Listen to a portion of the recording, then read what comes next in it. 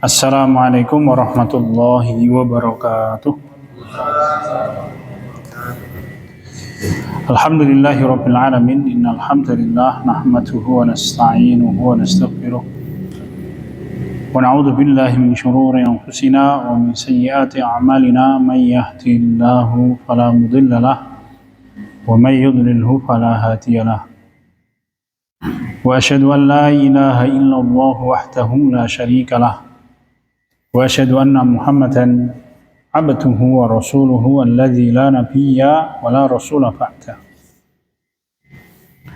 Allahumma shalli ala Muhammadin wa ala azwajihi wa dhurriyyatihi wa ahli baitihi wa ashabihi wa mawalah. A'udzu billahi minasy syaithanir rajim. Ya ayyuhalladzina amanu taqullaha haqqa tuqatih wa la tamutunna illa wa antum muslimun. Ausikum wa iyya ya nafsi bitaqwallahi faqad fazal muttaqun. Alhamdulillahirabbil alamin. Hadirin sekalian, Bapak, Ibu-ibu yang dirahmati Allah Subhanahu wa taala. Moga kula panjenengan sami tansah ngunjuraken rasa syukur dumateng Allah Subhanahu wa taala ingkang paring sedaya nikmat yang memberikan kita seluruh kemudahan, manfaat. Allah menika Al-Qayyum, Allah yang menegakkan kehidupan kita. Menegakkan kehidupan itu ya mungkin bahasa sederhananya adalah membereskan semua urusan dan menempatkan fungsi atau keadaan sesuai dengan keadaan yang selayaknya. Terus Allah itu Al-Qayyum. Nanti kita bicarakan kalau waktu pun cukup nggih. Untuk pertemuan kali ini kita akan melanjutkan materi tentang makna di antara nama-nama Allah Subhanahu wa taala. Karena ini nanti akan memperkenalkan kita kepada Allah Subhanahu wa taala. Jadi Allah itu Al-Qayyum, Allah yang menegakkan urusan dirinya dan menegakkan urusan hamba-hambanya. Misalkan kalau kita makan, kemudian rasa lapar kita hilang, itu Allah Al-Qayyum. Kalau kita ngantuk, kemudian kita tidur, maka hilang ngantuknya, itu Al-Qayyum. Apalagi Allah menyediakan kita udara ketika kita membutuhkan napas, itulah Allah Ta'ala Al-Qayyum. Hanya bedanya antara kita dengan Allah, Allah itu qayyimun binafsihi wa qayyimun li ghairi. Allah itu menegakkan urusannya, sedangkan kita tidak akan tegak urusan kita kecuali dengan bantuan Allah Subhanahu wa taala.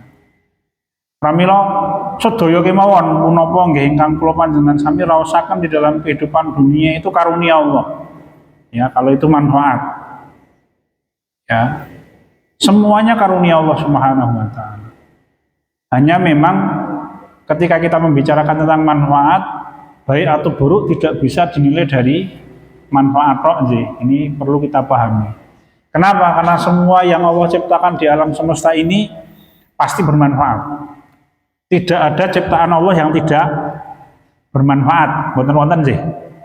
Kula panjenengan sami mencari di alam semesta ini sesuatu yang Allah ciptakan dan tidak ada manfaatnya, itu tidak ada. Fir'aun ono manfaatnya. Kenapa? Dengan adanya Fir'aun kelihatan betul betapa sabarnya Nabi Musa. Kalau misalkan Fir'aun itu keimanannya kayak Nabi Musa tidak istimewa. Ya. Apa wis? Allah Ta'ala nek menawi wonten ing surat Al-Baqarah menika yas'alunaka 'anil khamri wal maisir qul fihima ismun kabir wa manafi'u lin-nas wa ismuhuma akbaru min naf'ihima. Orang bertanya kepadamu wahai Muhammad tentang khamr dan perjudian. Katakanlah fihima ismun kabir.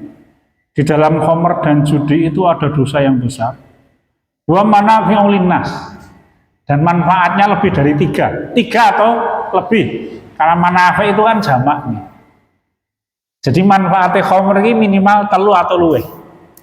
Manfaatnya judi itu minimal 3 atau lebih. Hanya Allah menyampaikan wa ismuhuma akbaru min naf'ihima.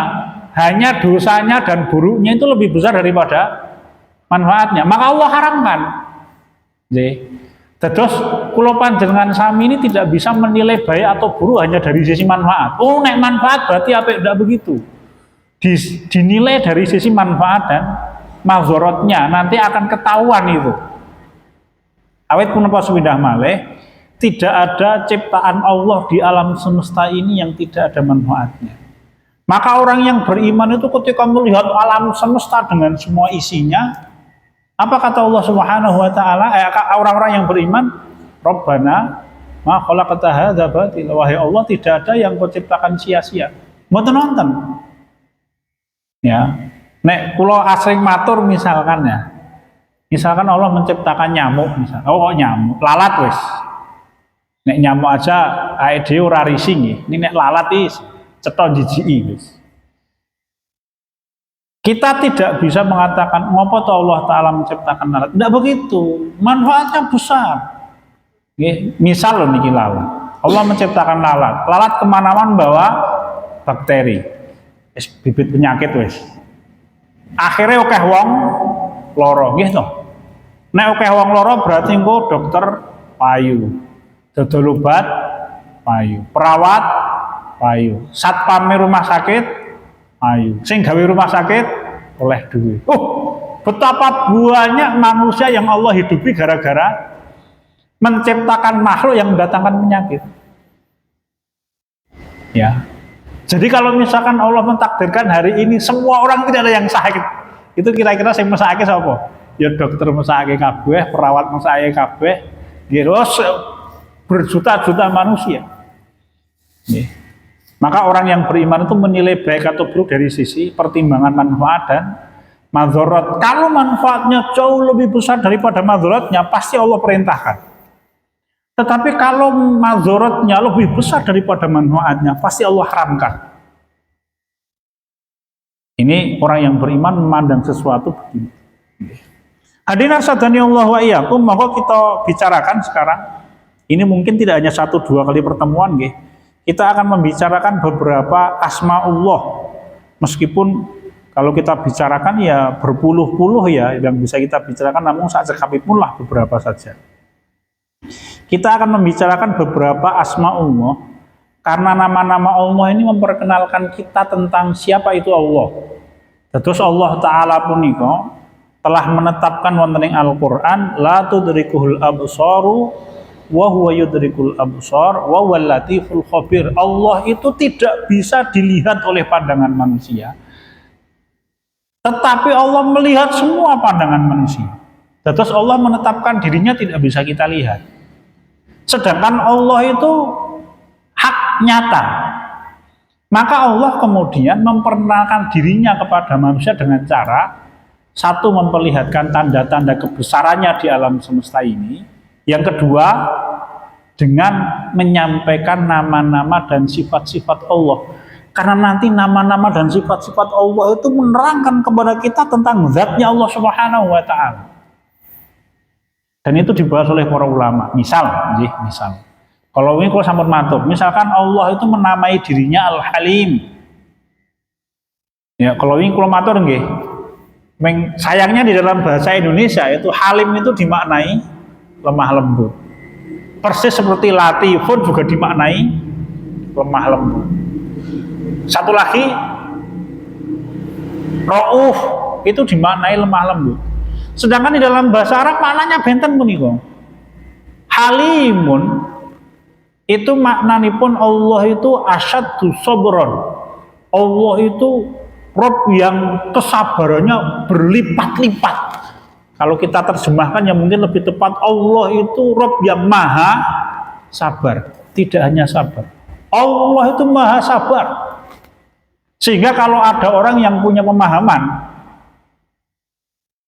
jadi kenapa kok kita takut kepada Allah? Dalam artian bukan takut nih. Kenapa kok manusia yang mengaku beriman kepada Allah ketemu dengan Allah kok tidak suka? Memang itu wataknya manusia, gimana? Gimana? Kira-kira kalau misalkan hari ini kita dipanggil oleh Allah, kayak di gelem ora, Mas? Halo, tenanan loh. Makanya Rasul kita itu menyampaikan, man ahabba liqa Allahi ahabballahu liqa'ahu. Siapapun orang yang suka bertemu dengan Allah, Allah suka bertemu dengan orang itu. Mungkin lebih tepat karena kita merasa banyak dosa, gitu. Tetapi kan kita juga harus paham, Allah itu bukan Rob. Saya menggunakan bahasa lebih gampang, gitu. Saya menggunakan bahasa Tuhan ya, mohon maaf. Karena kadang-kadang kalau disebutkan Rob itu Rob ki opo to, gitu. Mendingan ya sudah, saya menggunakan bahasa yang lebih gampang dipahami. Tuhan. Ya. Jadi Allah Ta'ala itu Tuhan yang maha pengampun, maha penyayang, apalagi maha pengasih, maha lemah lembut, apalagi tadi maha sabar, dan lain-lain. Ya, yang sifat itu menandakan betapa Allah itu sayang betul kepada makhluknya. Bahkan Allah itu menyayangi manusia, apalagi orang yang beriman, melebihi sayangnya seorang ibu yang menyayangi anaknya. Jadi kan hadisnya terkenal itu. Ketika Rasul kita berjalan, ya di antara tawanan perangnya itu ada seorang ibu yang kehilangan bayinya, sehingga dia berputar-putar di antara tawanan perang itu mencari bayinya. Begitu ketemu bayinya, langsung diberi ASI, dipeluk. Nggih. Rasul mirsani itu kemudian mengatakan, ketahuilah Allah itu menyayangi hambanya melebihi ibu itu di dalam menyayangi anaknya. Maka Allah tidak mudah memasukkan manusia ke dalam api neraka. Ning bayangan kita kan Gusti Allah gampangane ndugang senenge nyampluk gitu, buanting nyaduk nopo meneh Mas. Nyamplak nopo meneh Mas, metrak gitu. Bayangan kita kan begitu. Gimana? Loh iya enggak? Maka kenapa kita tidak suka bertemu dengan Allah Subhanahu wa taala? Yang namanya nggih, ya memang khauf dan rojanya harus diimbangkan. Ya, khauf dan rojanya harus seimbang. Ya, tetapi mari kita pahami, apapun dan bagaimanapun Allah itu menyampaikan wa rahmati yaghlibu wa zubi, dan rahmatku Allah ngendika ngaten, itu mengalahkan murkaku. Mula ada kisah, saya pernah mendapatkan kisah ini juga diceritakan oleh Gus Baha itu. Ketika sahabat Ibnu Mas'ud radhiyallahu anhu itu akan meninggal. Ya, kan ditangis sama istrinya, sama keluarganya. Ya. Beliau menyampaikan kepada keluarganya, wahai keluargaku, mbok wis ora rasa sedih. Nek bapakmu mati, kira-kira bahasa Jawanya, bapakmu mlebu swarga wis. Wong kaget, ini kok sombong banget, mboten. Ketika beliau ditanya, loh kenapa kok panjenengan yakin kalau panjenengan itu mlebu swarga? Belum menyampaikan, karena saya berbaik sangka kepada Allah. Loh gimana? Kalau kita yakin Allah Maha Pengampun, kira-kira Allah mengampuni dosa kita tidak? Mengampuni dosa kita. Misalkan kita secara tidak langsung kita menganggap Allah itu pelit. Mula biasanya senes kula panjenengan sami nggih. Bukan kita insya Allah. Orang yang malas bersedekah itu secara tidak langsung dia menganggap Allah itu pelit. Sehingga ketika dia mengeluarkan hartanya untuk Allah, dia khawatir Allah tidak ganti. Secara tidak langsung loh, secara tidak langsung. Memang dia tidak ucapkan, tetapi itu seperti terpatri di kepala dan di dalam hati. Nek aku ngetok ke duit, kayak ora bali kan. Logika seperti itu yang sering tertanam di dalam kepala dan hati sebagian manusia. Meskipun tetap sedekah itu kan nanti ada hak-haknya masing-masing. Semuanya dipenuhi kan, tentu nggih, ya keluarga dipenuhi, nggih, fakir miskin ya dipenuhi, tetangga kita kalau misalkan mereka punya ya dipenuhi. Namun sepindah malih bahwa ketika kita memahami sifat-sifat Allah secara baik seluruhnya, maka nanti ya kita semakin bisa bersikap kepada Allah Subhanahu wa taala. Sehingga nanti gambaran tentang Allah di dalam hati kita itu gambarannya tepat. Allah tidak bisa digambarkan, okay? Saya menggunakan bahasa gambaran. Jadi ketika kita membayangkan Allah, Rob kita itu, Tuhan kita itu, maka bayangan kita itu tepat. Jadi, ora salah. Ya, sampai Imam Ibnul Qayyim al-Jauziyah rahimahullah, wonten kitab Al-Fawaid itu menyampaikan, kalau manusia itu mengenal Allah, pasti dia jatuh cinta kepada Allah. Kalau orang jatuh cinta kepada Allah, kira-kira bertemu dengan Allah suka atau tidak? Kan begitu. Itu disampaikan oleh Imam Ibnu Qayyim. Kalau orang mengenal Allah, pasti jatuh cinta kepada Allah Subhanahu wa taala. Apalagi Allah itu lebih hebat dan lebih pandai mengurusi kita daripada kita mengurusi diri kita sendiri. Kira-kira ngoten niku. Allah itu lebih pandai ngurusi kula panjenengan sami melebihi kita ngurusi diri kita. Allah itu lebih pandai ngurusi anak-anak kita, keluarga kita, melebihi kepandaian kita dalam ngurusi anak-anak dan keluarga kita yang lain. Dan itu Allah Subhanahu wa taala Tuhan kita, Rabb kita itu begitu. Mari kita bicarakan, tidak berpanjang-panjang. Yang pertama, ya kita ambilkan keterangan ini dari kitab Ma'arijul Qabul. Ya, yang ditulis oleh Al-Alamah Ali Al-Hakami rahimahullah. Yang pertama adalah Rabbun.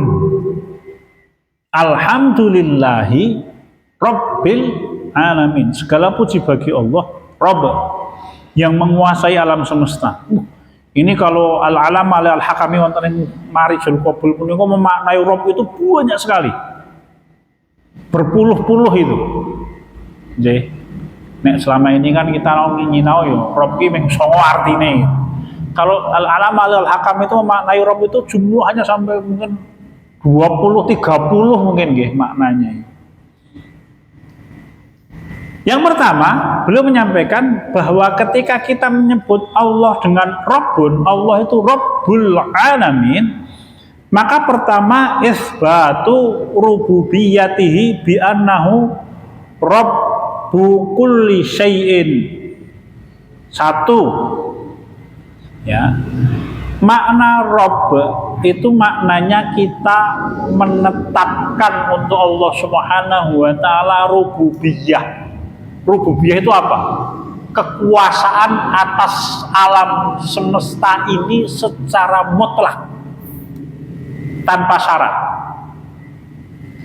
Menawi Profesor Dr. Abdul Razak ya, Al-Abad wonten ing fikih Asmaul Husna itu belum menyampaikan ketika orang menetapkan tentang kekuasaan Allah, maka berarti dia menetapkan tentang satu kemampuan Allah untuk menguasai ilmu Allah yang meliputi kekuasaan Allah itu secara detail. Ya, hikmahnya Allah Subhanahu wa taala, kayanya Allah Subhanahu wa taala, apalagi.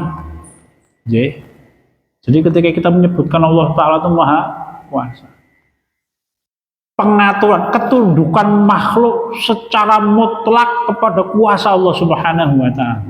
Ketika kita menyebutkan Allah taala itu Maha Kuasa, Allah itu penguasa alam semesta secara mutlak. Jadi Allah menguasai mutlak alam semesta ini dengan kebijaksanaan Allah, maka tidak ada kezaliman Allah ketika mengatur alam semesta ini. Apapun semuanya ada hikmahnya.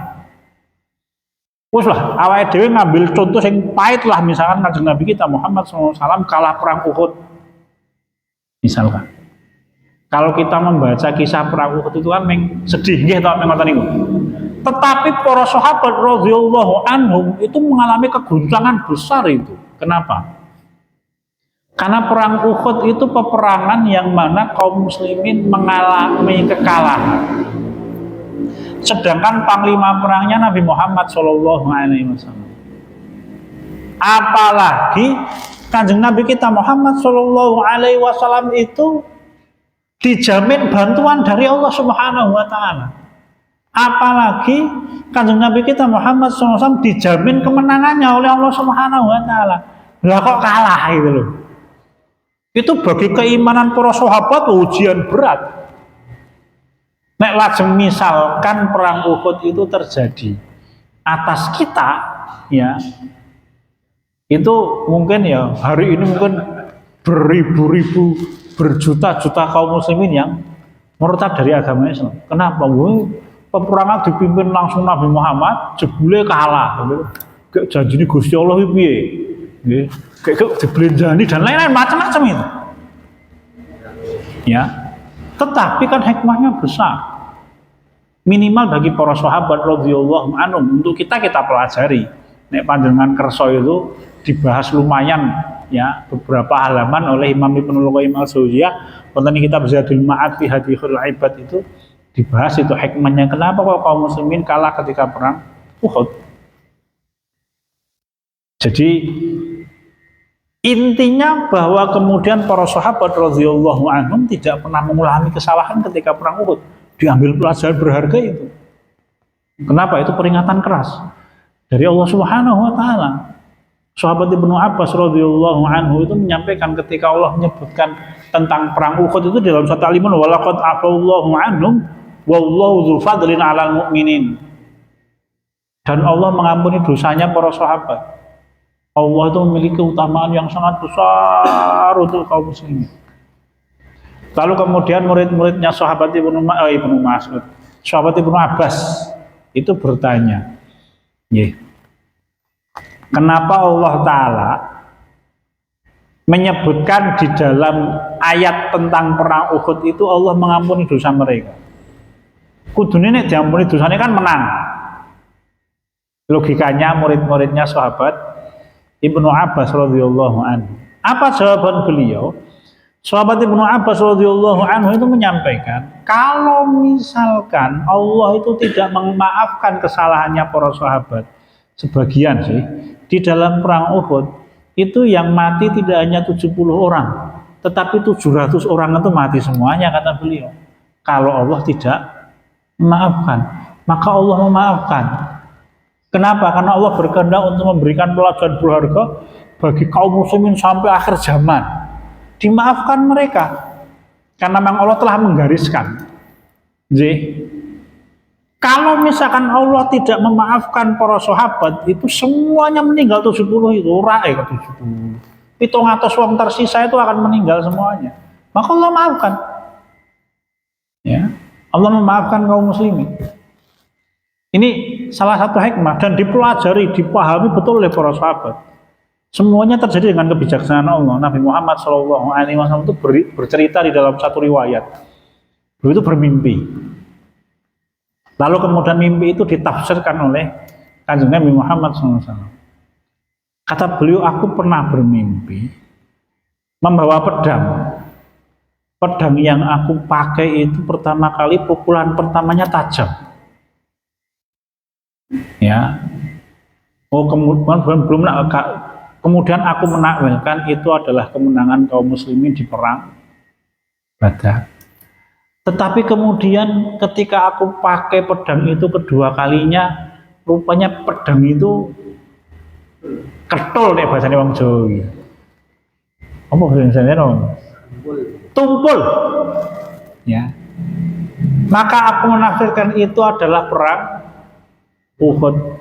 Kemudian setelah perang ketiga, aku pakai ketiga kalinya, maka pedang itu kembali tajam. Ya, sampai waktu yang disampaikan oleh Allah Subhanahu wa taala. Kira-kira begitu disampaikan Nabi kita Muhammad sallallahu alaihi wasallam.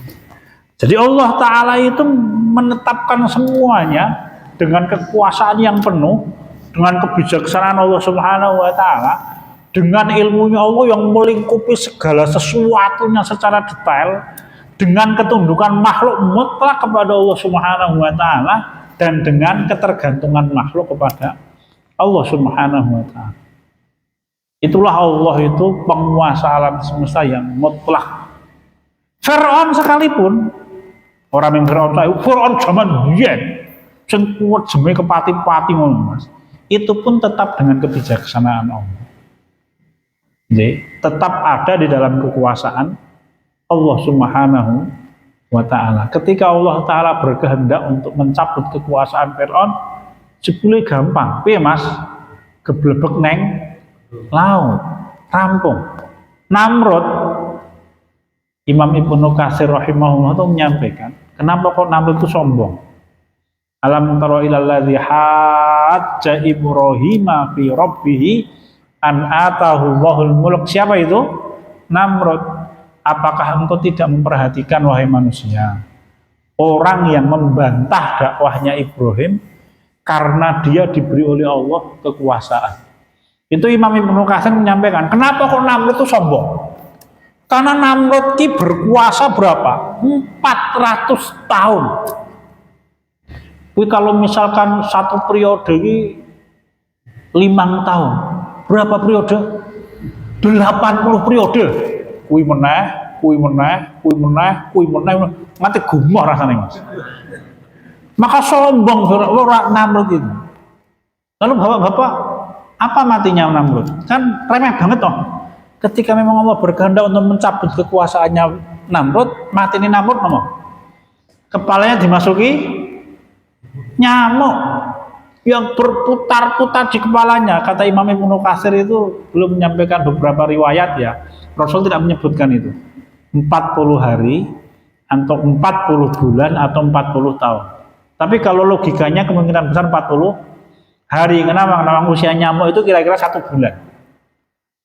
Jadi kalau misalkan bapak-bapak gitu, nek di Jogja itu pas musim kemarau biasa. Gitu, nyamuknya bukan buang. Itu misalkan wes jenenge kowe ora nyamuk mati dhewe. Sesasi niku, Pak. Panjenengan silakan cari di Google itu. Dia cokoti nyemuk lemut sesasi tenanan niku. Ora mati-mati gitu. Karena usianya kira-kira sesasi.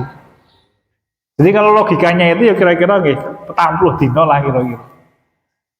Jadi matinya Namrud itu ketika Allah berkehendak memang waktunya Namrud sudah tiba untuk mati, dileboni nyamuk. Kan remeh banget. Jadi itu cara Allah menghinakan Namrud. Namrud ini mati perang tanding dengan Nabi Ibrahim, oh, pahlawan itu kalah karo Nabi Ibrahim gelut itu pahlawan. Mboten Mas. Namrud yang mati dicokot lemut gampangan. Ini Mas. Wong walek mati gelut karo singa. Wangun ta Mas. Berarti kuandel tenanan kuwi ini. Saestu nih. Kuwi ana wong walek kejem sombong usianya panjang mati dicokot lemut. Ini kan lemak pelkunti itu rasanya Mas. Ya.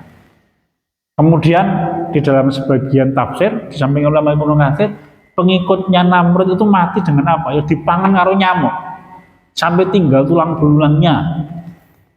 Jadi kita memohon perlindungan kepada Allah Subhanahu wa taala. Bi annahu rabbu kulli syai'in wa malikihi, dan Allah itu yang kedua bahwa Allah adalah malikun. Allah itu adalah raja, maharaja dari semua raja dan seluruh makhluk di alam semesta ini. Ya, itulah Allah Subhanahu wa taala. Makna Rabb yang kedua. Ini yang sempat saya terjemahkan kemarin itu ada selawe, masih belum selesai, ya, sekitar selawe. Jadi Allah itu malikun, Allah itu raja di rajanya raja, raja di raja. Ya.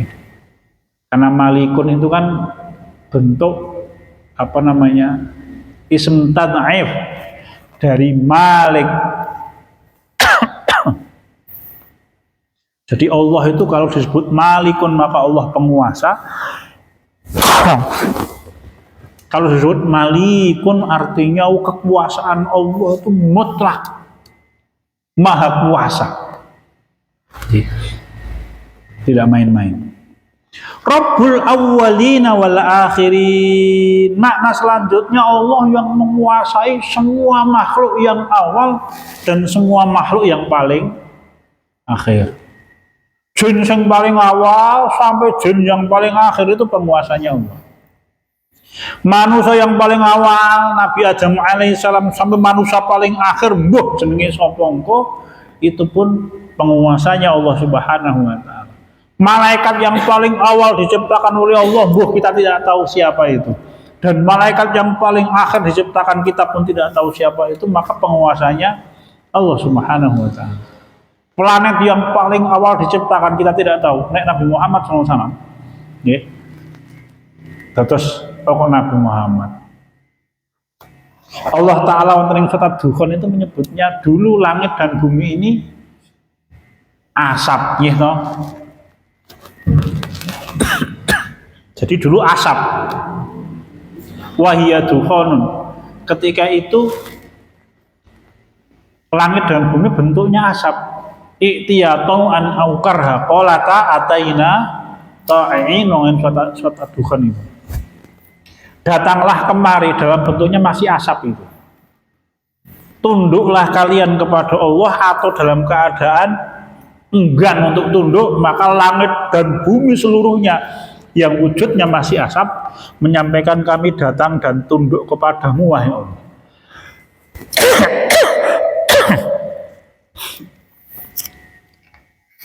Ini persis dengan teori terbentuknya alam semesta, nggih to Mas. Teori nebula. Jadi para ahli fisika hari ini menetapkan bahwa proses terjadinya alam semesta adalah asap. Dulunya asap yang berputar sangat cepat, kemudian memadat, kemudian terpecah-pecah, ada yang menjadi satu galaksi bermacam-macam. Dan kita tidak tahu mana yang pertama kali terwujud. Awet kalau nanti membaca, terus Bapak nek Allah Taala kan ngendika, nggih, walaqad zayyana as-samaa'a dunya bimasabih, dan kami jadikan langit dunia itu bintang-bintang yang bercahaya, lampu-lampu yang bercahaya, bintang. Jadi selama masih ada bintang, maka itu masih langit pertama, itu belum langit kedua, belum langit ketiga yang lebih luas, belum langit keempat yang paling luas, langit ke-7. Kulon pun nanti maos karena saya membuat makalah waktu itu. Jadi galaksi Bima Sakti ini itu ada sekitar 3 miliar sampai 5 miliar bintang. Matahari hanya salah satu di antara bintang di galaksi Bima Sakti. Galaksi Bima Sakti ini panjangan tas di kampung nggih. Ketinggalan nek panjangan medal subuh. Kalau di kita keluar nggih, nek saniki biasanya kalah sama cahaya listrik, nek dengan masih di kampung itu kelihatan. Nanti kalau kita malam-malam orang lampu itu kelihatan langit itu terang benderang, nanti ada asap. Asapnya itu memanjang begitu. Setiap hari selama langitnya cerah tidak ada lampu mesti kelihatan. Ya. Jadi kayak ada asap di langit itu. Jadi sepanjang mata itu memandang itu kayak asap. Itu kalau diperhatikan dengan teropong itu isinya memang bintang itu Mas. Oleh para ahli diperkirakan sekitar 3 sampai 5 miliar bintang. Itu satu galaksi namanya galaksi Bima Sakti. Diperkirakan oleh para ahli galaksi itu jumlahnya 5 miliar. Biar toh Mas. Ya. Iya. Begitu.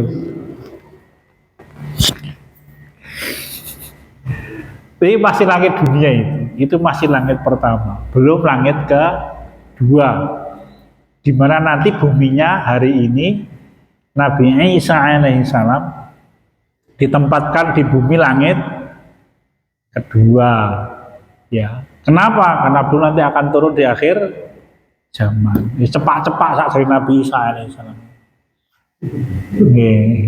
Mengkari, ya medun, medun terus apa? Gone wis cedak kok. Miturut Gusti Allah kan. Ini ya rodongnya ya dibanding dengan langit ketiga kan lebih cedak langit pertama dan kedua Mas. Begitu. Ya. Rabbul Masyriqaini wa Rabbul Maghribaini. Kemudian yang kedua, yang ketiga maknanya Allah itu penguasa semua alam semesta bagian barat dan timur. Ya, Masyriqa ini sebenarnya dua bagian ya, dua bagian timur dan dua bagian barat. Ya, sebagian ulama itu menafsirkannya ya bagian timur ketika musim kering dan ketika musim hujan, ya, kira-kira itu semuanya penguasanya Allah Subhanahu wa Ta'ala. Makna selanjutnya Rabbus samawati wal ardi wa ma bainahuma. Allah Ta'ala adalah Rabb yang menguasai seluruh langit dan seluruh bumi. Jadi ada langit pertama, ada bumi langit pertama, ada langit kedua, ada bumi langit ketiga. Ya nanti bumi langit ketiga Nabi Muhammad SAW bertemu dengan Nabi Idris, ingat saya tidak salah. Kemudian naik lagi nanti ketemu dengan Nabi Harun, ketemu dengan Nabi Ibrahim di bumi langit ke-6, nek mboten salah. Setelah itu naik ke Sidratil Muntaha di atas langit ke-7. Di mana neraka? Ono hadise. Nggih. Nek panjenengan kersa itu silahkan baca kitab Ahwalun Nar, ditulis oleh Imam Ibnu Rajab Al-Hambali. Berada terjemahannya itu jerat-jerat neraka. Itu belum menyampaikan riwayatnya. Jadi neraka itu oleh Allah Ta'ala diletakkan di bumi langit ke-7, bukan bumi kita ini. Maka nek zaman biyen kan heboh ya, katanya orang pas ngeduk bumi terus mendengar suara orang disiksa dikaitkan dengan neraka, berarti di dalam bumi nanti ada neraka. Neraka itu diletakkan oleh Allah di bumi langit ke-7. Jadi buminya bukan bumi yang ini bumi langit pertama. Lalu kemudian surga itu di mana? Surga itu letaknya di atas langit ke-7, tepat di bawah arsy-Nya Allah Subhanahu wa Ta'ala. Nah, nanti yang paling dekat dengan arsy-Nya Allah adalah surga Firdaus, tempat mata airnya surga muncul pertama kali. Nanti kan mengalir ke bawah. Waduh, gue kobokan sing dhuwur, rasa dipikir kayak ngono kuwi. Maknanya orang yang masuk surga Firdaus paling tinggi itu paling mulia. Ya, karena surga Firdaus itu diciptakan oleh Allah loh, diciptakan dengan tangannya Allah yang Maha Suci dan Maha Indah. Sedangkan surga yang lain diciptakan dengan mengatakan jadi maka jadilah. Kan begitu kata Rasul kita Muhammad SAW nggih. Idza sa'altal jannata fas'alil firdaus fa innaha alal jannah. Wa ausatul jannah, kalau engkau minta surga, surgalah, mintalah surga Firdaus karena dia surga yang paling tinggi, surga yang paling indah, surga yang Allah ciptakan dengan tangannya. Dari surga inilah mengalir mata air di surga menuju surga di bawahnya. Nggih. Di sumbernya iki neng surga Firdaus. Ya, nek nyuwun sing nomor 1 iki kepleset dadi nomor 2. Aja njaluk ngisor dhewe. Keplesate nang ndi kuwi biar awake dhewe kok. Ya, memang harus begitu. Ya, karena nanti akan membangun semangat. Ya. Membangun semangat. Surga yang paling indah wah tidak terbayangkan nih. Jadi nek kula nek bandingan nih, Nabi Adam sing bae awake dhewe. Itu kan ketampanannya luar biasa sih. Terus nanti di dalam riwayat kan jadi satu, dan Allah menciptakan Yusuf itu setengahnya ketampanannya Nabi Adam. Nggih, panjenengan bisa baca di dalam tafsir, bukan tafsir, Qasasul Anbiya-nya Imam Ibnu Katsir itu disebutkan hadisnya itu.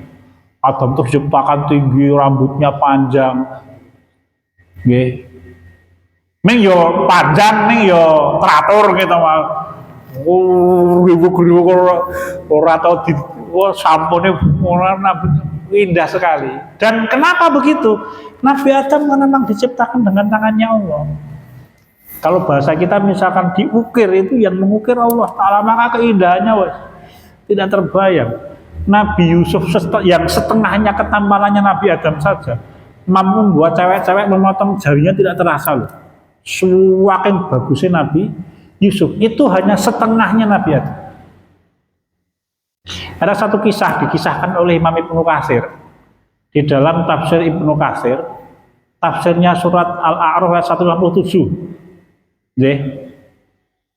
57 itu. Nanti disebutkan kisah. Jadi kaisar Romawi yang namanya Heraklius itu mengundang utusan dari utusan kaum muslimin di zamannya sahabat Abu Bakar As-Siddiq radhiyallahu anhu. Jadi ayatnya itu memang tidak ada kaitannya langsung. Imam Ibnu Katsir menafsirkannya begitu. Nggih. Alladzina yattabi'una rasulan nabiyyal ummiyal ladzi yajidunahu maktuban 'indahum fit Taurat. Orang-orang yang beriman itu orang-orang yang mengikuti Rasul, Nabi yang ummi yang mereka dapatkan tertulis di dalam kitab Taurat dan Injil sampai belakang itu. Jadi ada 2 orang sahabat, saya lupa namanya, diutus oleh sahabat Abu Bakar As-Siddiq radhiyallahu anhu. Cekaos itu oleh Heraklius dihormati nih orang ini, 2 orang utusan terus diajak masuk ke gudang perbendaharaannya kerajaan Romawi. Lalu Heraklius mengeluarkan kotak itu, di situ ada kain yang terbuat dari apa gue?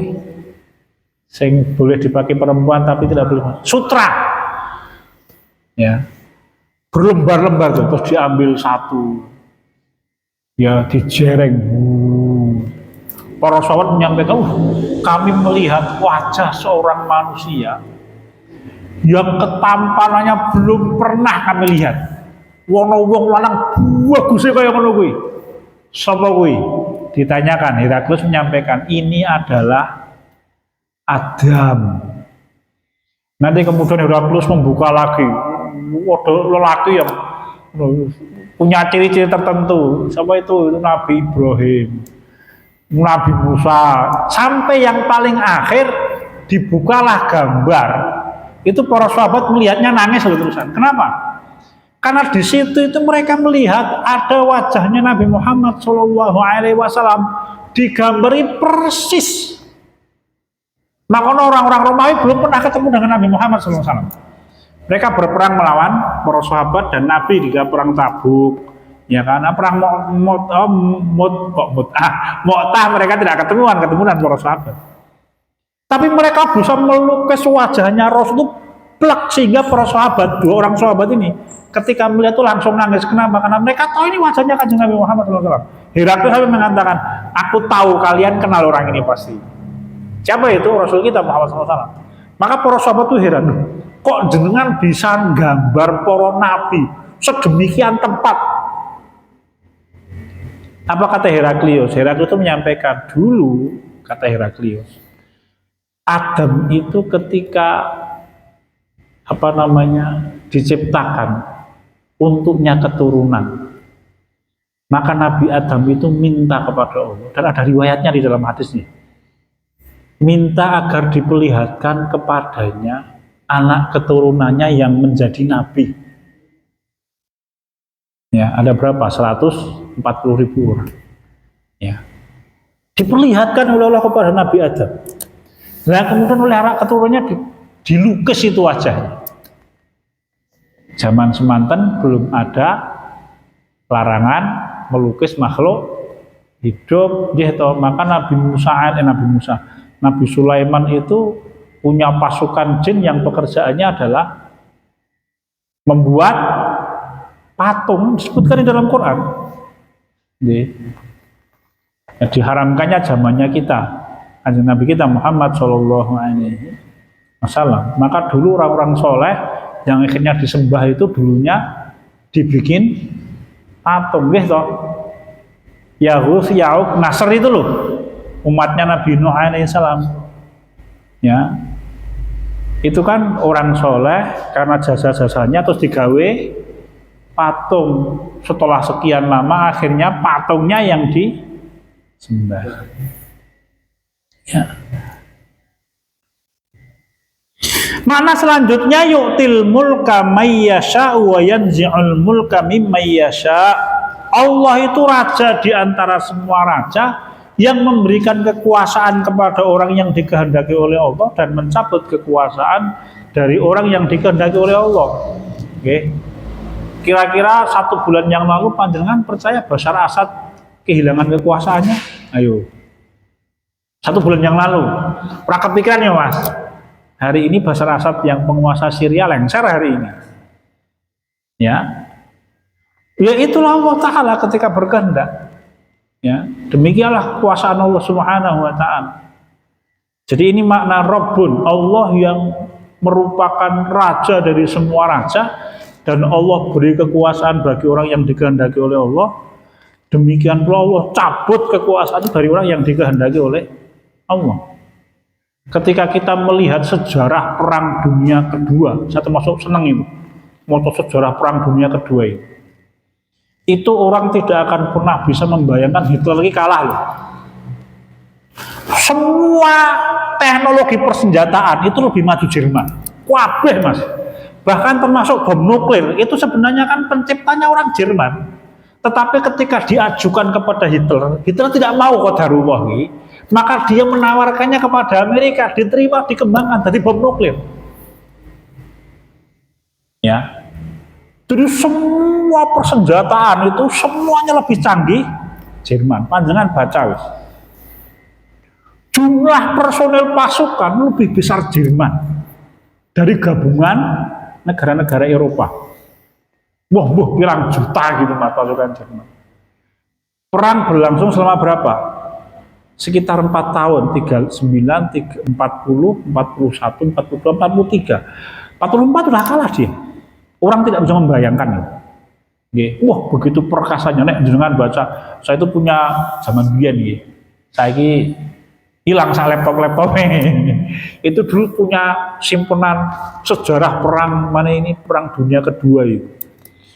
Menguasai Prancis hanya berapa waktu, menguasai Hungaria berapa waktu, cepet banget itu mas. Ora iso bayangke menungso itu. Jebule kalah. Ya itulah Allah Subhanahu wa taala ketika berkehendak. Ya. Kenapa Allah itu Malikul Mulk? Allah itu raja di antara semua raja. Memberi kekuasaan kepada yang dikehendaki Allah, mencabut kekuasaan dengan siapa yang dikehendaki Allah. Wa yu'izzu may yasha wa yudhillu may yasha. Makna selanjutnya, Rabbun itu Allah yang memuliakan siapapun yang dikehendaki oleh Allah. Sebaliknya Allah menghinakan orang yang dihinakan oleh Allah Subhanahu wa taala sesuai dengan kehendak Allah. Ya Mas. Saya ini yang mulia, yang dodol es. Rasa didawak-dawak kayak gitu. Wis ngerti apa ya wae dhewe. Ya. Begitulah Allah Subhanahu wa taala memuliakan siapa yang dikehendaki oleh Allah dan menghinakan siapa yang dikehendaki oleh Allah. Nek misalkan bukan karena Islam, apa wae dhewe kenal menungso jenenge Bilal kita ya. Kira-kira lho nggih. Wis wonge kulite ireng, rambutnya keriting seperti anggur. Budak meneh mantan budak. Ya. Surah Rego toh. Bahkan di dalam kitab fikih, budak itu lebih dekat kepada barang daripada kepada manusia. Panjenengan baca kitab-kitab fikih. Budak itu kenapa? Dia tidak punya harga dan dia menjadi bagian hak kepemilikan. Ya. Karena dia masuk Islam, orang mengingat Bilal bin Rabah dengan semua kebaikannya sampai akhir zaman. Sehingga ketika orang yang memahami, dia pasti akan mendoakan minimal radhiyallahu anhu. Nah saat ini terus Abu Lahab, pamannya, Pak Dini Kanjeng Nabi Muhammad SAW. Kurangnya apa? Wongnya bagus. Ya, sebenarnya Abu Lahab itu disebut Abu Lahab, saya membaca di dalam Sirah Ibnu Ishaq kalau tidak salah.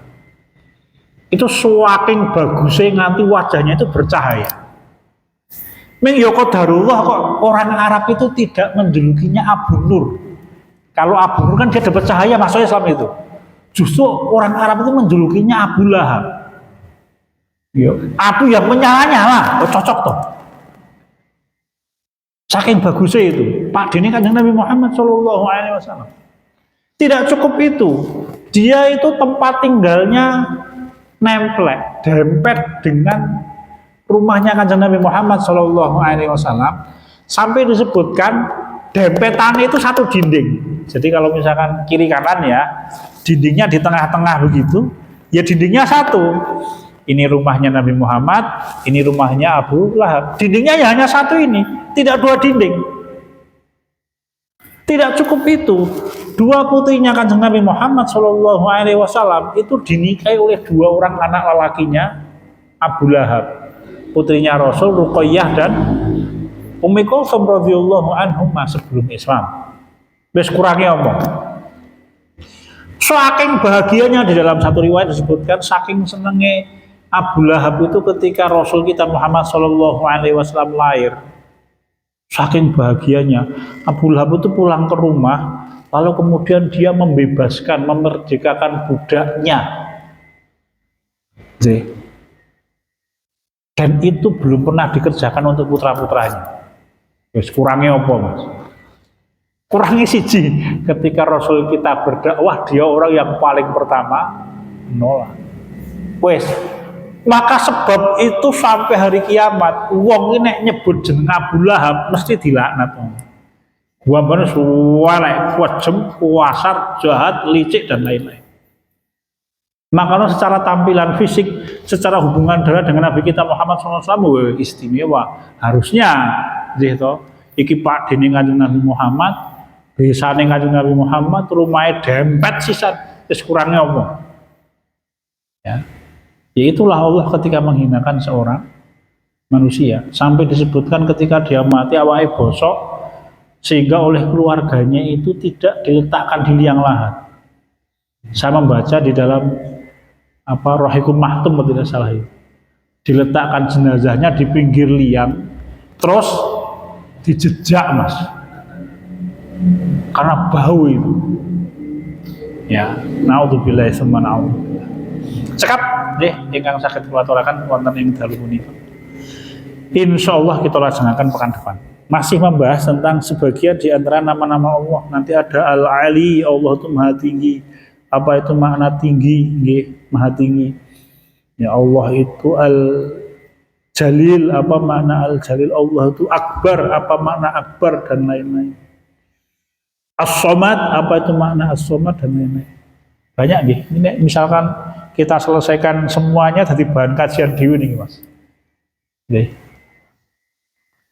Sekian demikian Bapak-bapak dan ibu-ibu sekalian yang saya ketulakan, insya Allah kita laksanakan pekan depan. Sekali lagi, kalaupun toh Jawa, yone isora play ini.